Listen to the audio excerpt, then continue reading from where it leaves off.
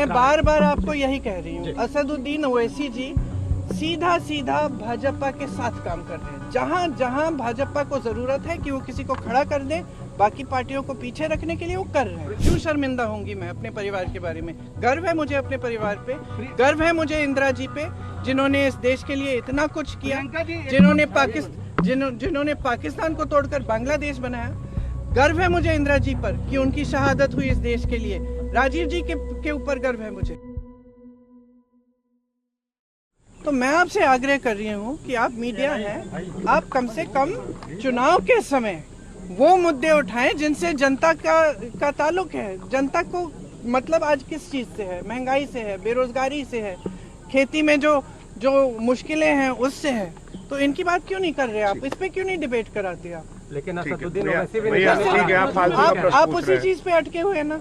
मैं बार बार आपको यही कह रही हूँ, असदुद्दीन ओवैसी जी सीधा सीधा भाजपा के साथ काम कर रहे हैं। जहाँ जहाँ भाजपा को जरूरत है कि वो किसी को खड़ा कर दे, बाकी पार्टियों को पीछे रखने के लिए वो कर रहे हैं। ये बात बहुत स्पष्ट हो गई है। तेलंगाना के चुनाव में ये बात बहुत स्पष्ट हो गई है।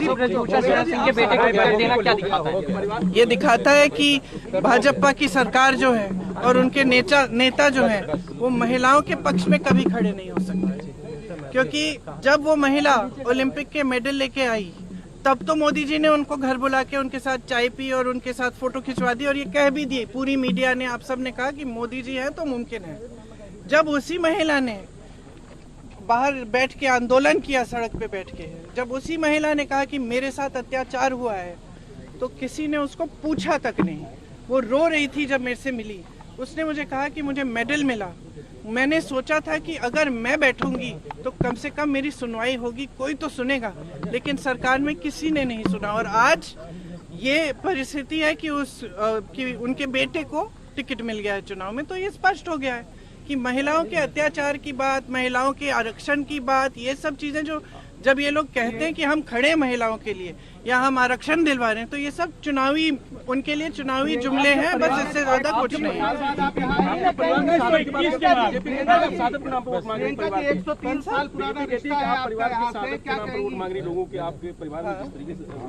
बीजेपी चाहती है कि मैं अपने परिवार के बारे में चुप हूँ या शर्मिंदा हो जाऊँ। क्यों हूँ? क्यों शर्मिंदा होंगी मैं अपने परिवार के बारे में? गर्व है मुझे अपने परिवार पे, गर्व है मुझे इंदिरा जी पे, जिन्होंने इस देश के लिए इतना कुछ किया, जिन्होंने पाकिस्तान को तोड़कर बांग्लादेश बनाया। गर्व है मुझे इंदिरा जी पर कि उनकी शहादत हुई इस देश के लिए। राजीव जी के ऊपर गर्व है मुझे कि उनकी शहादत हुई। क्यों नहीं बोलूंगी? मैं क्या चुप रहूं और इनको गालियां देने दूं? और ये सुबह से शाम तक सिर्फ ये कहते हैं कि इंदिरा जी जैसी शहीद, राजीव जी जैसे शहीद देशद्रोही थे। मैं चुप रहूं? कैसे चुप रहूंगी? मेरी दादी थी, मेरे पिताजी थे, क्यों चुप रहूं?